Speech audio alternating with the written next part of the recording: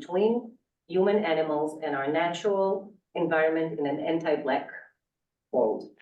And in between those, we also have, on May 11th, is Saturday, spring open house that we have for the psychoanalytic training program, where we're going to hear a case presentation by Kara Raymond, and the respondent will be Scott Pitlock. So we hope you can all join us for all of these or some of these. Today, we have Zak Mucha, a social worker, a psychoanalyst. He's also the current president of the Chicago Center for Psychoanalysis. And Zak is going to be talking about his recent book, Swimming to the Horizon, Crack, Psychosis, and Street Social Work. Zak? Thank you. You're welcome. And I assume this is the owl looking at me. For everyone at home, we're at the Kinsey Hotel in Chicago, where for some reason the whole place smells like weed. So hopefully it'll slow me down in reading this. That's it. Okay, I'm gonna be reading a bit from this book. Like Inbar said, it's called Swimming to the Horizon, Crack, Psychosis, and Street Corner Social Work. I'm just gonna be reading bits from the book and adding a little bit of theory since we're at CCP event and some random observations as we go along. The presentation is hindsight, more so than the book itself. When I was doing this work, I had only the barest glimpse of any psychoanalytic practice. There were maybe a couple of days of Freud in social work school, and they were pretty dismissive of the whole psychoanalytic thing. And the agents where I worked recited evidence-based practice like it was gospel. Mm-hmm. The book is definitely not a how-to, but more like a how it was. I start off with a quote from Siri Hustvedt from her essay, Playing Wild Thoughts in a Novel's Underground. She wrote, "We remember, and the meanings of what we remember are reconfigured over time. Memory and imagination cannot be separated. Remembering is always a form of imagining. And yet some memories remain outside sequence, story, and felt human time." So this is looking back at work from about 15 years ago. And even now, if we're working on transcription notes from a session, we're recreating a moment we could only see through our own filters. And while I was doing this work, I was running home and writing up my own notes every night for this book. Then I wrote the book and it sat in my hard drive for a long time. But back then, I ran an assertive community treatment team for a community mental health agency. I did that for 7 years. We were working with clients who were severely psychotic, suffering acute and chronic addictions, homelessness, incarceration. Is that an echo or is that? No, I think something. Okay. Okay, our clients, no problem. Our clients were suffering, severe psychosis, substance abuse addictions, homelessness, multiple hospitalizations every year, incarcerations. They're the people known at mental health agencies wanted to work with. They're the people who were booted from every other program or just never admitted. Our team, we were really built to be like a hospital unit that ran around the neighborhood because our clients were not going to make any appointments. We had to go to them. We had our own nurse, psychiatrist, therapists, case managers, peer specialists, substance abuse specialists. We were on call 24/7, responsible for every aspect of our clients' lives, which is literally everything: food, clothing, shelter, money, meds, pay, ship. The system had failed our people over and over, and we had to convince them it might be a little different this time.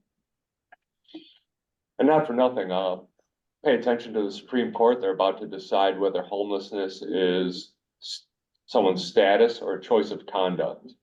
If it's choice of conduct, then it's going to be illegal to be homeless. And I'm going to be focusing here on one patient from whom I learned a lot.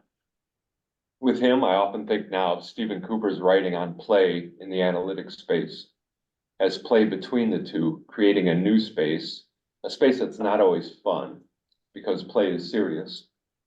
I also think of Freud's line, the opposite of play is not seriousness, it is reality.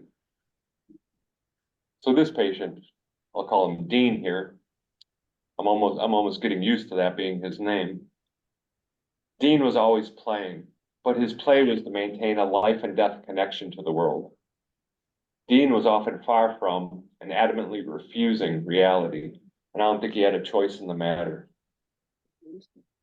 Darian Leader wrote of psychosis in his book, What is Madness? Quote, the hallmark of psychosis here is not the content of the dream, but the dreamer's relation to it, the place it is given in their life. The key clinical feature here lies in this certainty, which almost always separates neurosis from psychosis.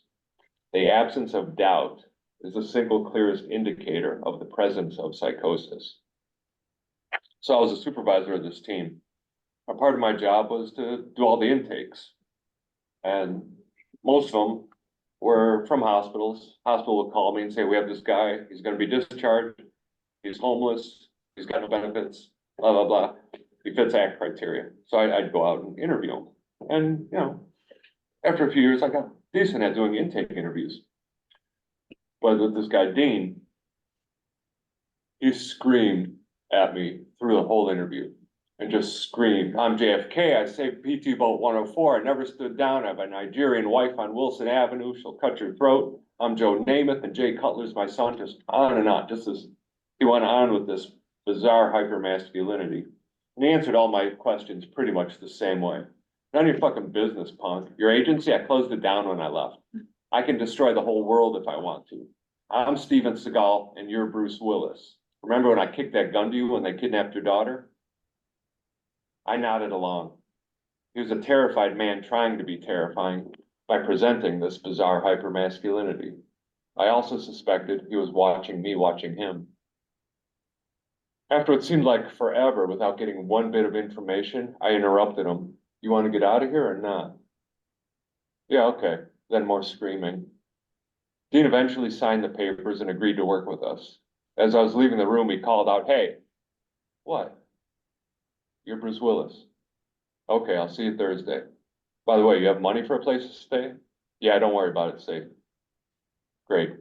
I told the hospital staff we would take his case. They seemed surprised, and that I'd be back for discharge. On discharge day, Dean greeted me with, hey, Bruce Willis, let's get out of here. I had to slow him down and get the discharge papers and prescriptions from the staff, who said good luck to me more than Dean. In my car, because we used our own cars, me and my wife were talking about this morning. I had to get this terrible, terrible car. Super deluxe detailed interior every week. And the guys at the car wash must have wondered what the hell I was doing. I asked Dean where he wanted to live. The Carlos, I lived there before. They'll remember me. So what if they don't have a room? They will. What if they don't? They will. Do you think you should have a backup plan in case? No. In my car, he claimed to be Steven Seagal, Sylvester Stallone, JFK, Oliver Stone, Dick Butkus, a psychiatrist, God, Jean-Claude Van Damme, Jimi Hendrix, and a Vietnam vet who had his feet blown off. Without a radio in my car, he provided a monotone bellowing of classic rock lyrics. Between songs, he rattled off an estimated price of every building we passed and howled when he saw a for sale sign. He bragged that he had already sold most of the properties on every block in the neighborhood. The buildings we couldn't see, he had already destroyed. The ones we could see, he had also destroyed if they were of no use to him. We got closer to the hotel and turned off Broadway. Dean kept singing, making up obscene lyrics to Led Zeppelin's Black Dog. My temples were throbbing, and I could feel the blood rushing to my hands. I was going to be stuck with this guy all day. No one was going to rent him a room. I'd have to take him back to the hospital, maybe have the cops drag him out of my car.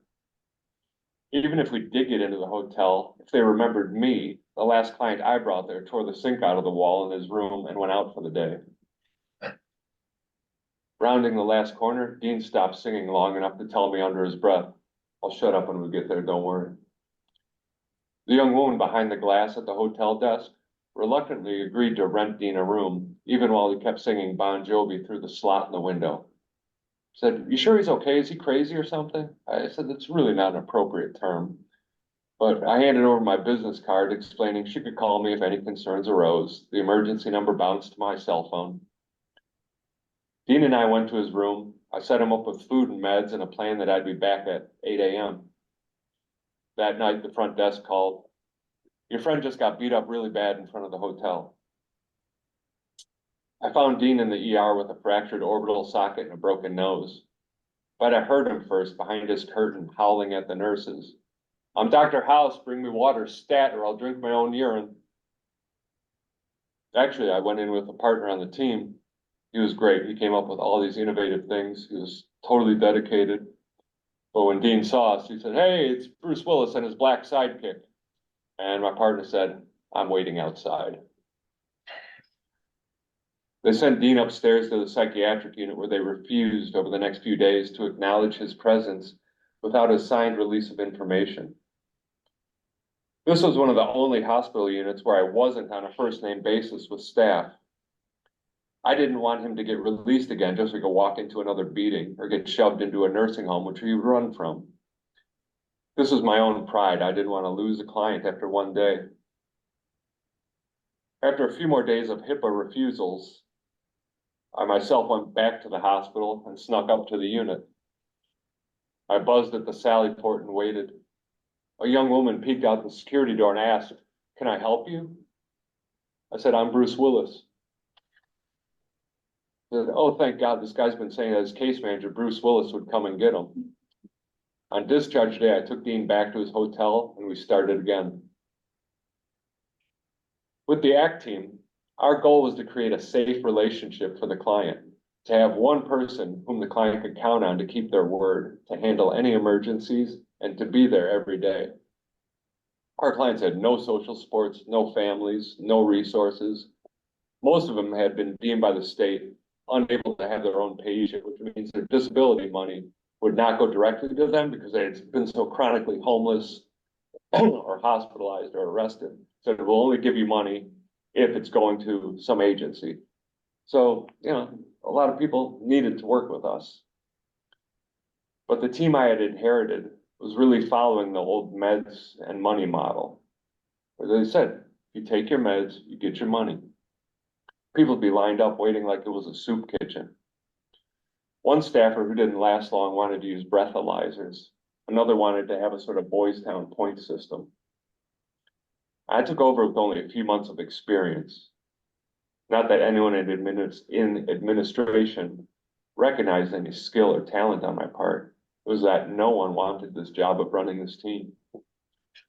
I didn't know what I was doing and I didn't know any better, which probably helped me a lot. The team I inherited all resigned or transferred quickly, so I ended up having to train new staff long before Dean came around. When I would be talking to or training staff, I really tried to emphasize that the relationship was more important than med compliance. Our clients were already non-compliant. They wouldn't be with us otherwise. And if you want someone to listen to you, they have to have an internal reason to. Like Beyond said, you have to give a person a reason to keep coming back. No one is going to take their meds, not for long, simply because someone with a degree told them to. Compliance always crumbles eventually. The relationship had to be built and trust had to be built. And this takes time, and often longer than the minimal amount of hours it takes for new clinicians to get their license. A client had to be able to choose to trust their clinician. That trust could only be earned. And when I took over the team, I had a buddy paint a banner for the team office. And it was this big black thing with tattoo flash and Gothic script. I mean, it was real subtle. But the motto on it was, if you can't be counted on, you can't be counted in. I took this from Andrew Bax, a lawyer who defended children exclusively. And he used that motto when he ran a prison for juveniles in the 70s. And these were kids who were too violent to be in general population. And when he took over that prison, first thing he did was fire all the guards and hired his ex-con friends to help him run it. So this was about how we had to be for our clients. And it was also a good litmus test for staff coming in. Our team needed to bring the safety of Winnicott's holding environment wherever we went.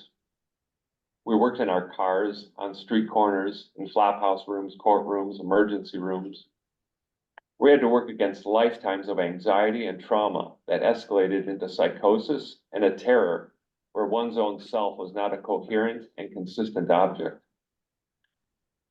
Winnicott, in a 1967 lecture, was talking about, for him, the relationship, how the self is created in relation to the other, and the development of the infant's sense of themselves and the world, and their relationship to all when that world is presented as consistent. And with that consistency, the child can shift from that fragile omnipotence to an acceptance of reality. At ACT, we had to face a lot of fragile omnipotence.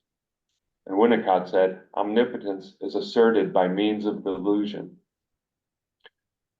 We were working with such severe psychoses. We often had to navigate a metaphorless world of our patients. Things were what they were felt to be. Dean was difficult. He burned through case managers who didn't get the joke. One earnest case manager came to his hotel room, prepped with printouts of dietary warnings for Depakote. Apparently, if you're taking Depakote, they say you cannot drink grapefruit juice ever. Of course, the next morning, Dean had a giant bottle of grapefruit juice and chugged it while the case manager lectured him. Dean was always returning to my caseload. When he assigned identities to others, often they were at best dismissive, at worst offensive. There were some uncanny exceptions.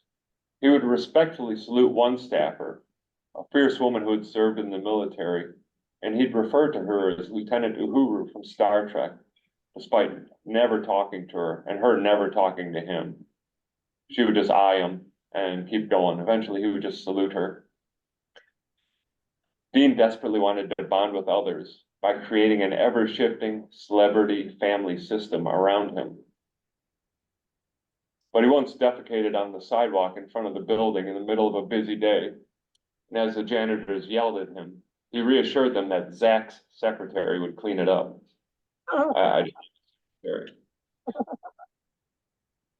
You like that one, okay. He would approach city work crews barking out orders. He would offer coffee to other clients, then walk them across the street to the bank that had a little complimentary pot for customers. He would sometimes stand on the corner and scream himself hoarse. I remained Bruce Willis, or his cop partner as we drove around the neighborhood like in the movies. But we were usually looking for new housing as he got evicted a lot.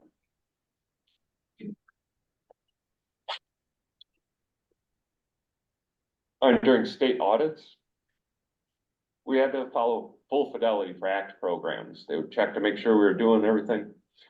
One thing we always lost points on was they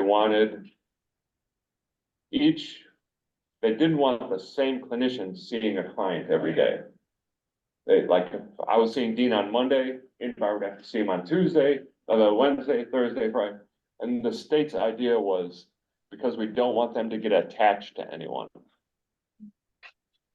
And I thought that was sort of important.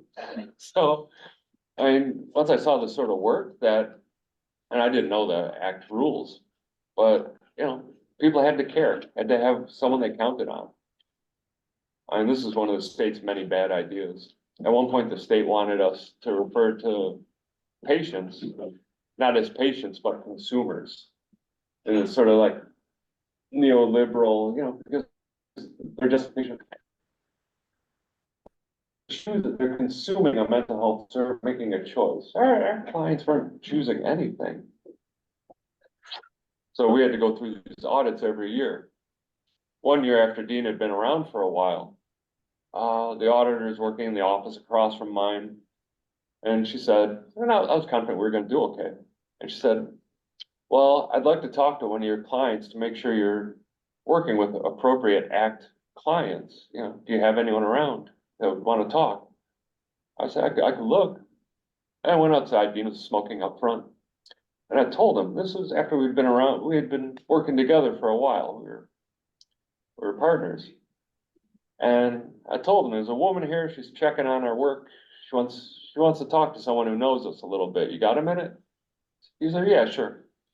So I walked him in, introduced him to the auditor, and he just screamed in her face, "Hi, Aunt Mary," and followed her into the treatment room. And I don't know, maybe I'm imagining it, but she came out with like her hair messed up. I'm probably imagining that part. But, you know, the door opened, she came out, he walked out, I stepped out into the hallway, and as he walked past me, said I didn't tell her shit. He was doing like in the movies. He was my cop partner. He wasn't gonna rat on me. It was great during the exit interview with all the administrators and all the auditors. She said we did fine, but the person I introduced her to denied that he was a client, denied that he had any problems, denied that he even knew who I was. And all I could say was, well, someone's lying to you. So, but for Dean, this play was serious.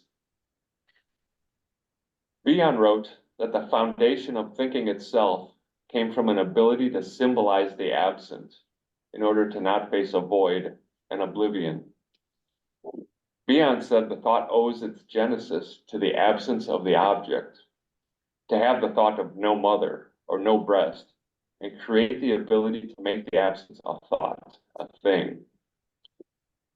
But this happens only if the mother's emotional presence, her containing of the infant's anxiety, allows for the child to tolerate her physical absence.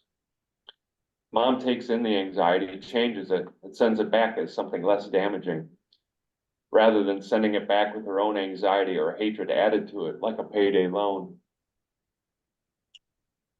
From Bion's paper, Attacks on Linking, where Bion creates almost a composite sketch of psychosis through multiple patients, looking at the disturbance in linking and in communication, and the genesis in the primary caregiver's inability to contain the infant's anxiety, which interferes severely with the infant's internal and external world of part objects.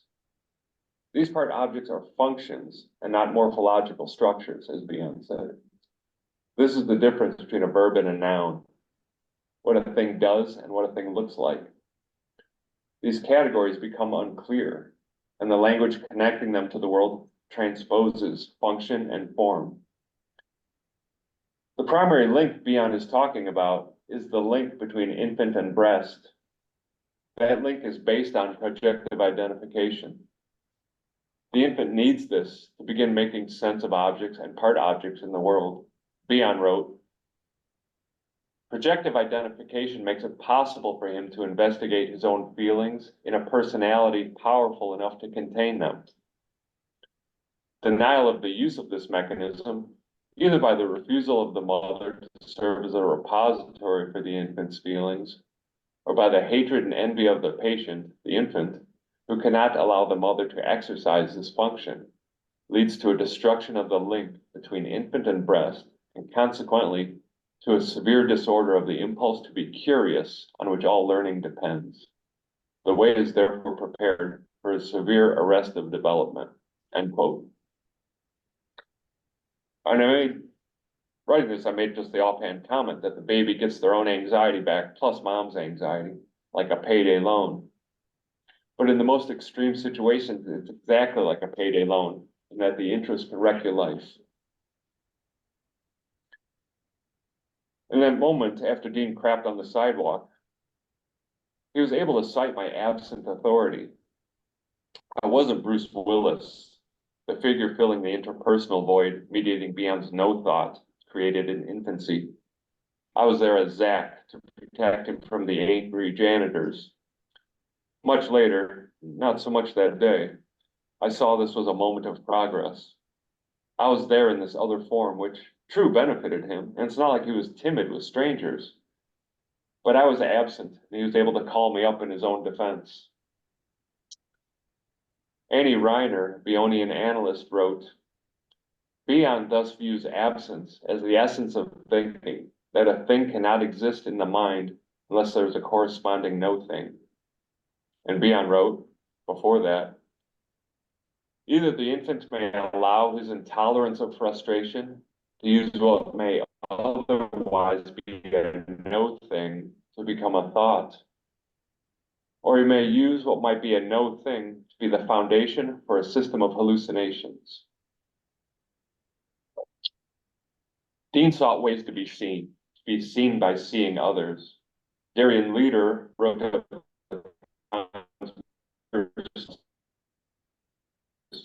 to see others by seeing ourselves, by seeing aspects of the other that we want to be.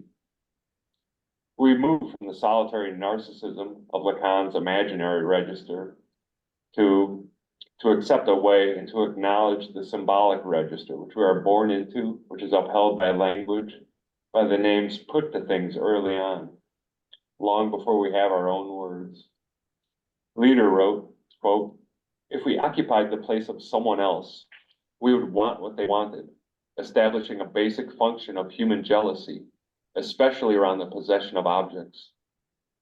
At the most fundamental level, imaginary identification meant that to get a sense of our own unity, we had to first find this outside of ourselves. We'd become aware of ourselves through copying others. And our capture in images would both help and hinder us," end quote. The hindrance are limited boundary subjects. There are things we are not. And in this, we also have an aggressive relation to others. In a hotel elevator once, Dean and I were going down, and a black man got on with us. It was just the three of us, and Dean, full-voiced, said, "Look at this guy, he's not black. That's $10,000 of makeup. He has a full team come in every morning and do it." I gave Dean some clinical version of knock it off and shut up. And the man decided best not to argue in this enclosed space. But in Dean's offensive protest is his own acknowledgement that others have more than him. His working one complaint of minorities receiving some beneficial treatment, or even the appearance of a benefit to minority status, was to be challenged and resented for someone who's getting more than him. Alan Bass, in his paper on Roof and the psychotic non-psychosis of racist violence, cites Freud's late theory of delusions. Quote, "When the ego finds some aspect of external reality unbearable, it detaches itself from that piece of reality, but another reality has to be put in its place. This is always a fantasy applied like a patch, apparently lost reality. In order to maintain the belief that this fantasy is reality, the delusional person always seeks to find perceptions that seem to support this belief. Since reality cannot actually be eliminated, it always presses the delusion." This, of course, fits our country's current political climate, where conspiracy theories are built on resentments and further fuel more resentments. There's the deep state, black swan events, false flag operations. Nothing is what it looks like. Words are reappropriated and encoded with opposite meanings. When the mayor of Baltimore had a press conference with the barge crash, the far-right blogger pundits were calling him the DEI mayor, with the implication being, this was affirmative action, he was not voted in, and somehow this crash was his fault. This far-right accusation is built through sense and lack. It's about identifying their group as real Americans, which, for them to be a group, demands an exclusion of those defined as other. In Todd McGowan's book, The Racist Fantasy, he concludes that there's no liberal public service announcement that's going to ever scratch racism in this country. To try and do it, we end up frustrated and accused. Because this is like dealing with delusions, where pointing out the facts of the matter doesn't seem to help. In fact, like with delusions, you could end up a part of the conspiracy, and you have a choice. Do you want to be part of the conspiracy or part of the delusion? You can be part of the crime or part of the punishment. There's really no clean place to stand. One time when I was training a new staffer, we were with a patient in a room, and this man was really tortured. He was being chased by the Ferris family. And everyone would ask, "Who's the Ferris family?" And he'd look at you like you're an idiot, saying, "They invented the Ferris wheel." I looked this up and it's true. But they were just hounding him all the time. hallucinations and delusions. And I was trying to teach a staffer how to respond. And I was saying, hallucinations you could challenge. Delusions, try to find the emotional content in it, and and you side with that. And so we're sitting there with the guy, and he's saying, the ferrets, they're pounding on the door right now. And I said this, whatever else he was saying, I said, this, you get no rest. You get no rest from these people. He said, I know, I'm exhausted. And then I said, I gotta say, I don't hear anyone knocking on the door though. What do you think that means? He looked at me and said, well, it means one of us fucked up. That was our big insight for the day. On some days, Dean demanded that he and I work together on construction sites in the past. We had the same father, mother, sisters, the same girlfriends and jobs. We were either psychiatrists consulting on issues or Vietnam vets having served together in the shit. Checking him into a hotel after yet another eviction, he told me, you do all the talking, I got your back. While we waited in the hallway to speak to the manager, other residents stopped to chit chat with me. And Dean whispered, so I was in this hotel a lot. Dean whispered to me, we're doing government work here, CIA covert ops. You think you should be talking to all these people? I whispered back, if I don't, they're gonna get suspicious, right?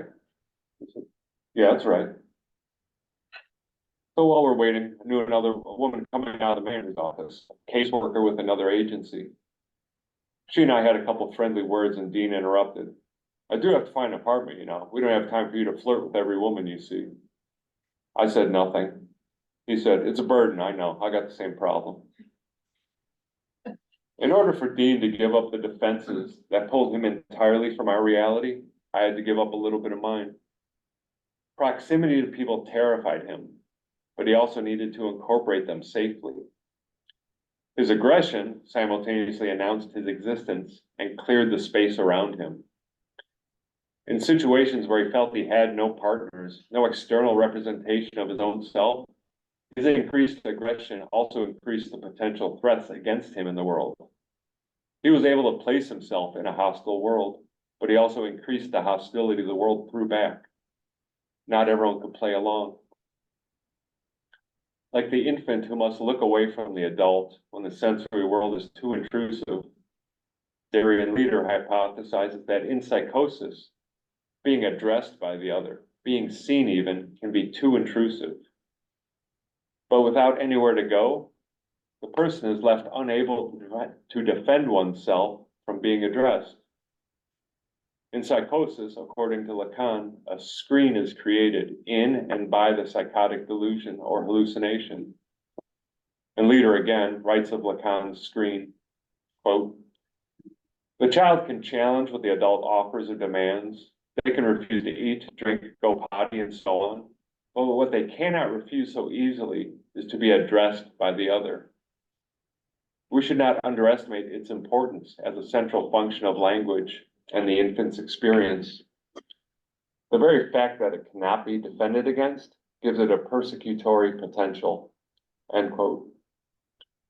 Leader's suggestion might also operate in conjunction with Bion's no thought void, creating an impossible situation to maintain between an absence that cannot be tolerated or even considered and the presence of the other, speaking and looking, which intrudes too much. We have to feel that intrusion before we can refuse it. There is that connection to the symbolic there, like we have to first believe in the big other, the social order, in order to later not believe it. We have to be able to accept things as they are before we can say, not always so. In seminar 3, and I'm almost done here. In seminar 3, Lacan says this psychotic's relationship to the big other, the social order, whatever you want to call it, the master signifier, the symbolic order, is not a repression, but a foreclosure. It is not accepted before it's rejected. The definitions of the symbolic order are fraudulent to him from the get-go, from the moment of Bion's no thought void. Dean threw a wrought iron chair at a woman one morning, and the Chicago police took him to the hospital.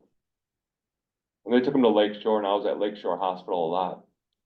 One intake worker I knew well said, well, if you're coming in alone in front, the police have someone good coming through the back.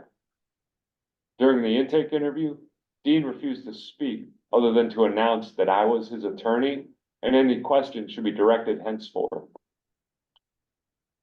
While the intake worker questioned me about Dean's diagnosis, medications, and history, Dean only interjected once to comment on the latticework of delicate tattoos on the young man's arms. He said, hey kid, your parents know you have those tattoos? The worker didn't respond, but Dean made sure I recognized the young man's distress.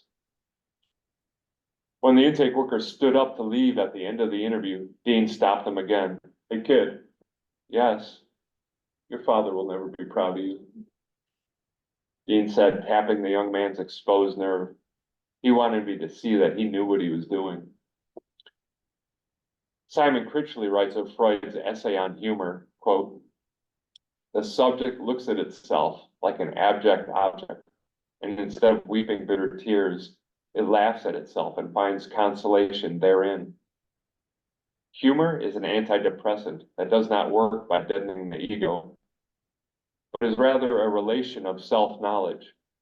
Humor is often dark, but always lucid. It is a profoundly cognitive relation to oneself and the world. This was how Dean placed himself in the world.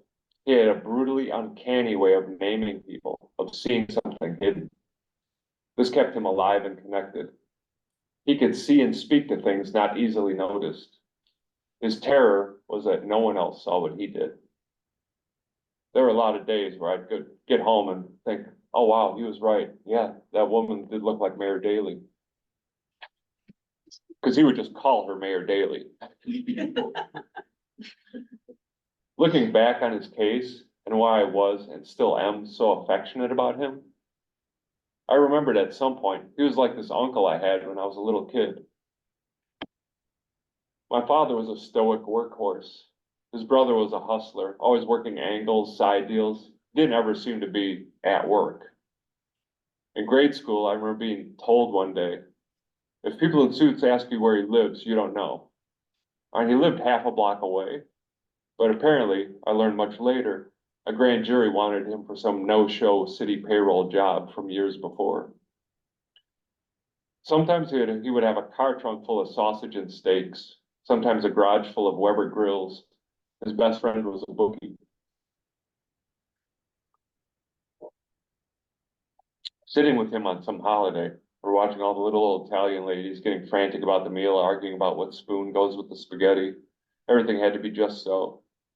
And I'm little, and he's watching me watching them. And he says to me, you know, this is all bullshit, right?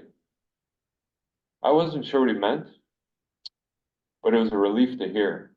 That was the connection. Dean knew this was all bullshit too. Thank you.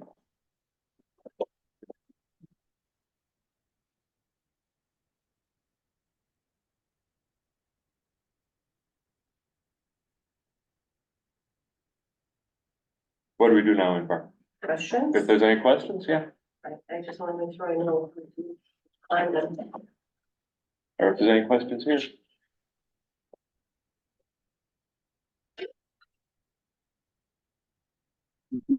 Yeah, we can take a few minutes before think, process. Anybody has anything to say or ask? Yes. I have a question of your buddy Dean. Mm-hmm. I'm curious, does he have a pretty severe trauma history that you're aware of or that he shared? He didn't ever share it directly, but through the narrative that came out in his delusions, yeah, he had a very horrific, traumatic childhood. And from what I could tell, oddly, for all the really bizarre stuff that he did say, you can almost tell which pieces were the real trauma that he had suffered. I'm also very curious about this, I think, just because I'm trying to connect some of it with some of my son's presentations in the past, because he does have a childhood trauma history. He did reveal it until, many years later.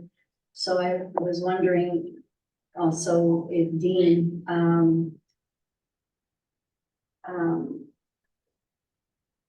if you felt, or if there was any evidence in the way he behaved, or if he became detached from his, environment. Did he ever straight up directly bring up that such and such a person was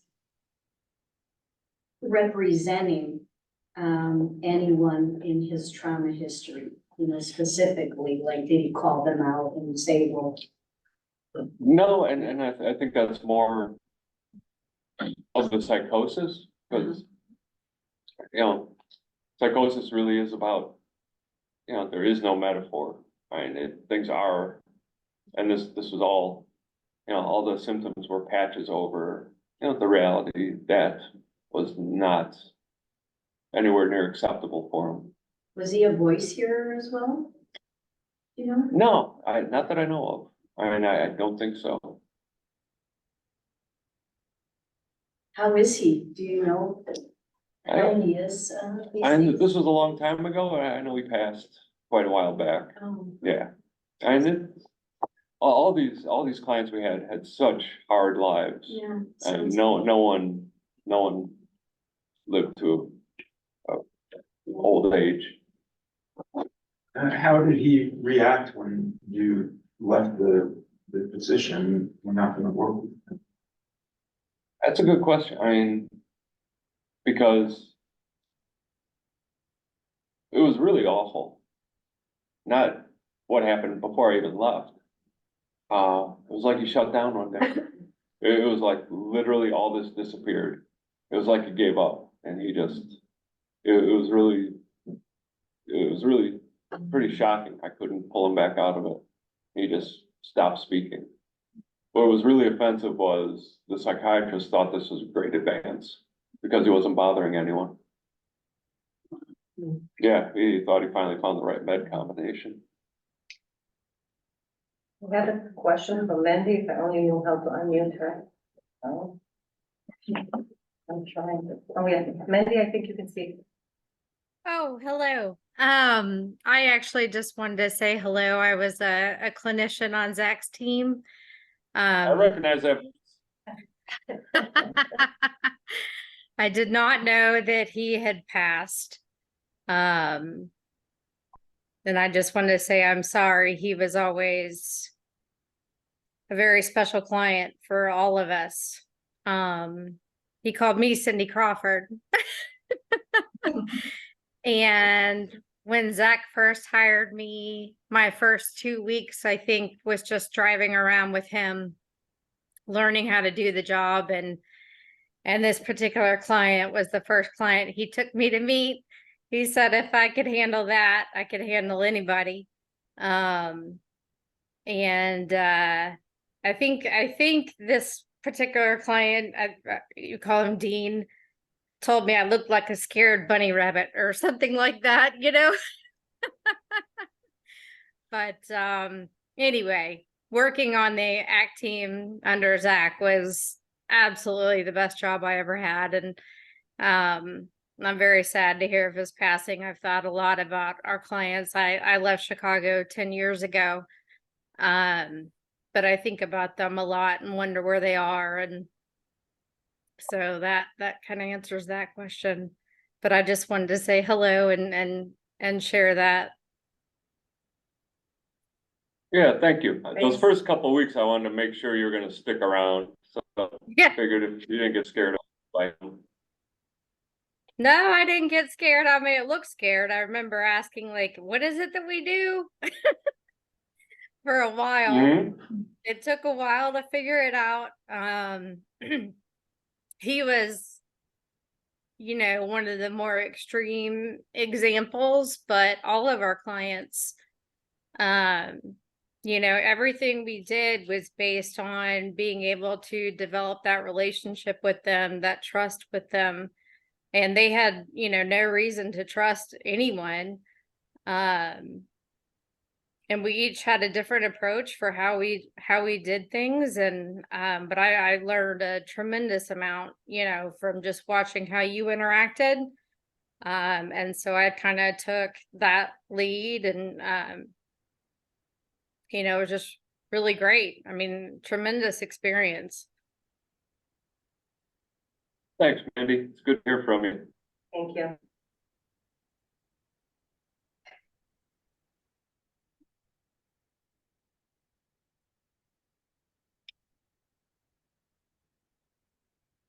Another question is about the title of your book, like, can you say something about that? Why did you choose Swimming to the Horizon? Swimming to the Horizon, it's from a conversation I had with another staffer who was really another excellent clinician, but was really running herself ragged. Just, I literally threatened to unplug her computer if she didn't go home. She was just typing notes way too late, and, staying and starting early, and she just wanted to get everything done. And I had to tell her, we're not going to get everything done. We're just never going to get everything done. We're not going to cure psychosis. And we are swimming to the horizon here. And, and I said, the worst thing we could do is, totally ignore our own lives. And because then we just collapse and can't do the work anymore. So it was from there.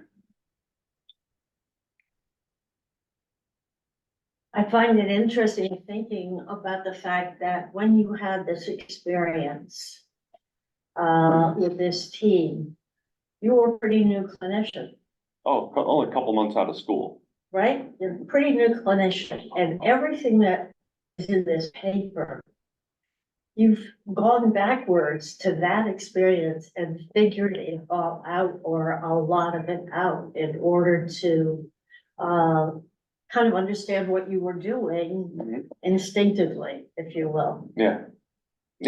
Awesome. Thanks. We